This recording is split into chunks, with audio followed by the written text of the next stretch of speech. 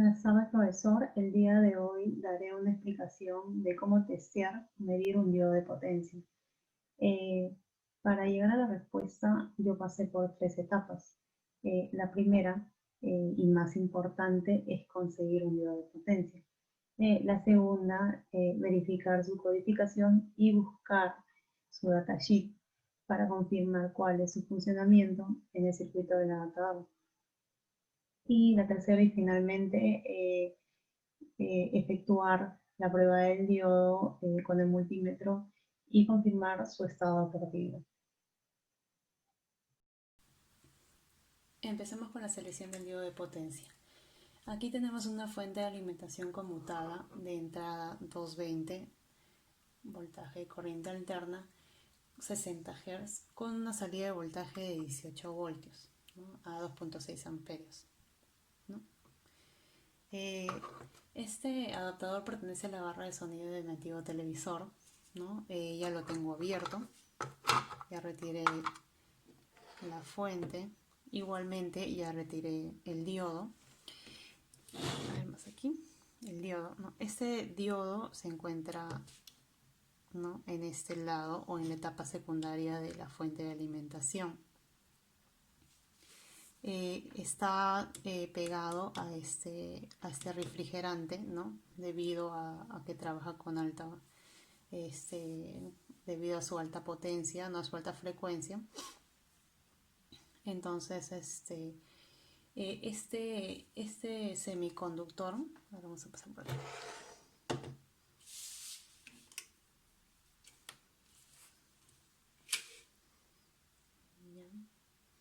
Ya. Este es un semiconductor que tiene unido a dos diodos en el cátodo, ¿no? Acá podemos ver, ¿no?, cómo es un diodo o dos diodos unidos en el cátodo. Esta es su simbología, muy parecido al diodo, pero por aquí unas ranuras. ¿Qué más podríamos decir de este diodo? Se utilizan también como rectificadores en las fuentes de alimentación conmutadas. Bueno, ya les mostré, ¿no?, debido a su tiempo de recuperación rápida, por su baja caída de tensión directa y porque deja conducir la corriente a una mayor eficiencia.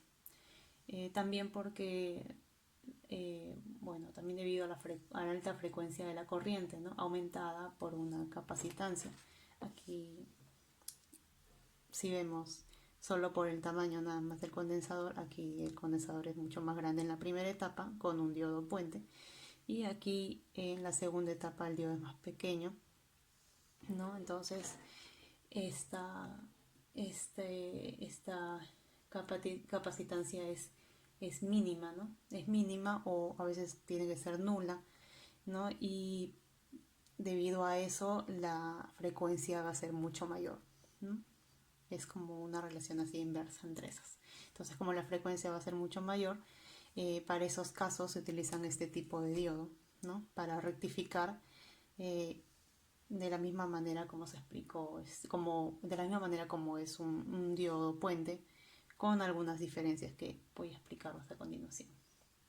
Otra consideración, que estas señales de frecuencias muy altas son hasta 300 MHz, ¿no?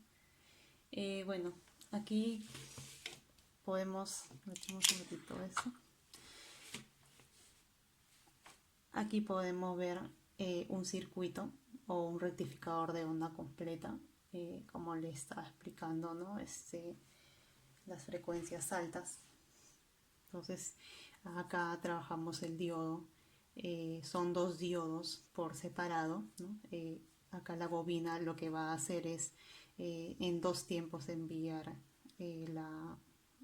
la corriente, la tensión, ¿no?, en polarización directa.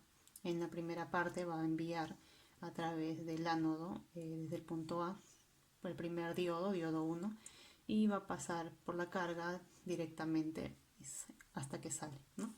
En otro tiempo, o sea, cuando la bobina está invertida, el transformador va a pasar por el lado B, ¿no?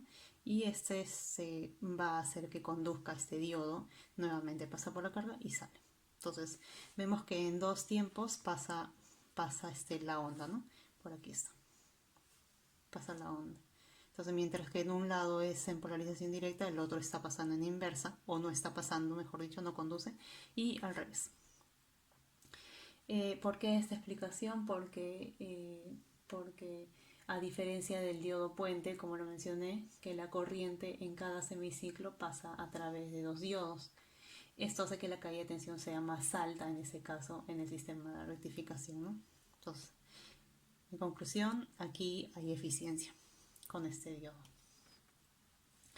Bueno, ahora veamos las características del diodo según el datasheet que encontré según su codificación, que bueno, vamos a ver si se logra ver aquí.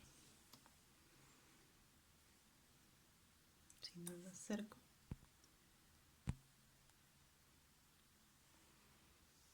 ¿Sí? ¿Se ve algo?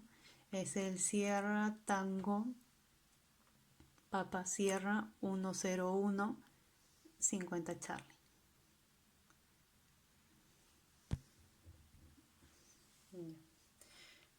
Por ahora lo dejamos a un lado. Aquí me encontraba el datasheet, ¿no? De un fabricante. Bueno, vamos a ver sobre todo sus características, ¿no? Dice que tiene una alta capacidad de temperatura entre los diodos, ¿ya? Hay un buen equilibrio entre el valor de la corriente de fuga y la caída de tensión. El valor de la corriente de fuga es bajo. Su capacidad de avalancha está especificado o bien especificado. Bueno, esto podríamos interpretarlo como que la tensión inversa máxima que va a soportar el diodo antes de que se destruya, ¿no? Y bueno, otras características que son del fabricante, bueno, el tipo de encapsulado podríamos decir. Acá están las figuras, ¿no? Tenemos aquí dos tipos, ¿no? Y en pack de dos. Nosotros tenemos el diodo muy parecido al que está por aquí. Entonces sería el Tango Oscar 220 Alfa Bravo. ¿Por qué menciono esto? ¿Por qué resalto esto? Bueno, es importante porque a partir de este dato del tipo de encapsulado ya los valores van a variar, ¿no? Según cómo corresponda en cada especificación.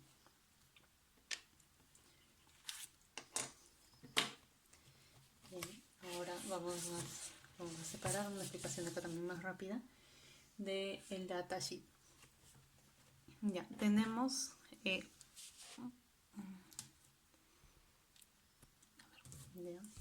tenemos una corriente o bueno, la máxima corriente media que soporta el diodo a una determinada temperatura. En dos diodos puede ser 5 amperios, pero los dos diodos, ¿no? Pero es a 10 amperios, ¿no? Bueno, es el máximo. Tenemos el pico o máximo repetitivo de polarización inversa, el cual nos va a indicar el valor máximo que admite o requiere el diodo en polarización inversa antes de que deje de funcionar. Podríamos decir también que al pasar este valor por el diodo comenzará a conducir aunque se encuentre polarizado inversamente, ¿no? Ya lo hemos explicado en el circuito. Tenemos la temperatura máxima de juntura, que es el límite superior de temperatura que no debemos de sobrepasar. Esto es 175 grados centígrados a la unión de este dispositivo para que no se destruya. Por aquí tenemos el voltaje del diodo, es de 0.69 voltios, este es el máximo y está en función de la corriente de operación y a la temperatura. Cuanto más alta sea la corriente, ¿no? También el voltaje y por ende la potencia disipada. Bien, continuamos viendo, a ver, más especificaciones por aquí. He tratado de resaltar las más importantes, las vistas en clase, ¿no? Ya hemos explicado. Acá, bueno, para recordar, ¿no? Acá todavía da las indicaciones para 5 amperios, ¿no? Tenemos 0.92, como explico, para 10 amperios de la corriente, bueno, una corriente de operación, 0.85. Eso va a depender, ¿no? Tenemos por aquí más arriba también la corriente inversa o de fuga, ¿no? Tenemos también valores como dos valores, ¿no? De 2 microamperios y 2 miliamperios. Estos valores dependerá de la tensión inversa que es capaz de soportar el diodo y la temperatura también, que es importante considerar, ¿no? Y tenemos más arriba, a ver si se logra ver por aquí, ya, que también me parece importante, y resaltando lo que habíamos mencionado antes, que el encapsulado es importante para ciertos valores, ¿no? Este es uno de los casos, que es el valor de la resistencia térmica, que está en función al incremento de temperatura, ¿no? Está en función al incremento de temperatura y en función a la potencia disipada. En este tipo, en este caso nuevamente se rectifican los parámetros del dispositivo. Se verifican los parámetros del dispositivo. Acá, como ya hemos visto en la fórmula de la potencia disipada, es importante, ¿no? Para hallar los grados centígrados que puede soportar o que está trabajando en ese momento el diodo, ¿no?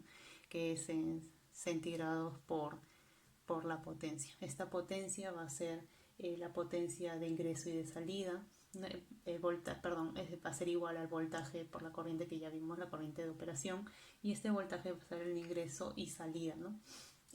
Considerando también la caída de tensión, ¿no? Para la multiplicación. Tenemos por aquí, más arriba, a ver, se logra ver. Ya. Tenemos por aquí la corriente, la corriente directa de sobrecarga, ¿no? La corriente directa de sobrecarga, que es 120 amperios. La corriente es la corriente pico máxima aplicado a un periodo máximo de 10 milisegundos, ¿no? Como vemos acá, 10 milisegundos sinusoidal. Otro dato también importante puede ser la corriente RMS, ¿no? O la corriente de polarización directa de 10 amperios. ¿No? Este valor es importante debido bajo condiciones ideales de 25 grados centígrados o en una rectificación, ¿no? Como hemos estado trabajando. Bien, acá hay otros datos que no sé a ver qué tan relevantes sean en esta exposición, pero también vemos pues no cuál es cómo va variando, ¿no? Los datos. La corriente máxima de operación, ¿no? Varía la corriente, varía la potencia disipada, también está en función de un dato, ¿no? El delta que está por aquí. También igual acá en una segunda opción. Acá tenemos que, por ejemplo, acá va aumentando la temperatura. Antes que me olvide, esa temperatura va también depender, o sea, la temperatura del diodo va a depender también de la temperatura del ambiente, ¿no? O sea, si es 20 grados centígrados, 25 grados centígrados, se va a sumar o adicionar a la temperatura en la que en ese momento está trabajando en el circuito. Esos son para considerar en los datos técnicos para montar un circuito con ese diodo. Bien. Acá la temperatura va aumentando y la corriente va disminuyendo, ¿no? Hasta que llega a los 15 grados, 15 grados centígrados por la potencia, ¿no?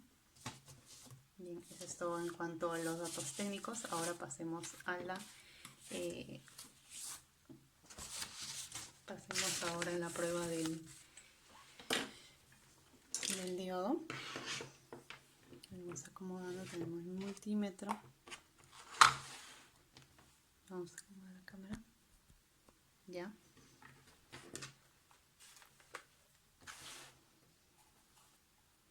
Bien, para la prueba de multímetro, antes de efectuar la prueba, primero comprobamos, como dice en la simbología, ¿no?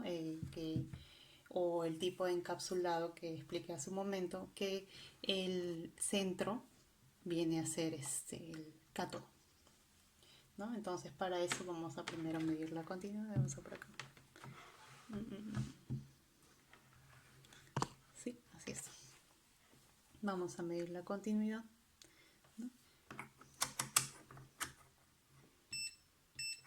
¿Ya? Entonces primero medimos la pata del centro inferior, ¿no? Con la parte de arriba donde están las uniones, ¿no? De los cátodos. A ver.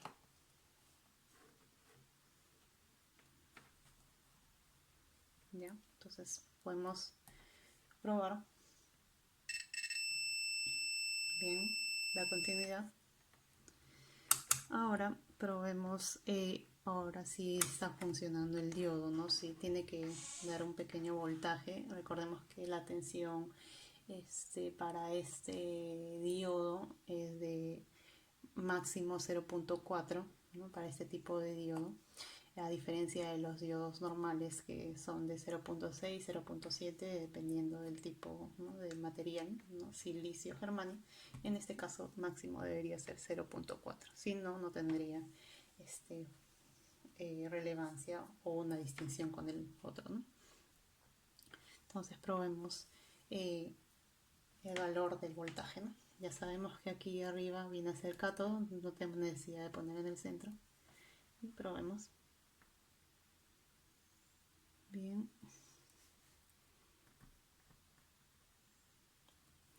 ¿Cuánto me sale? 300. Ay, ya, perdón, no está en resistencia. Dios. ¿Cuánto sale? 286. 286, ¿no? 0.2, ¿no? O 0.28. Al otro lado del... A ver, ¿se puede ver? Vamos a acercar un poquito más.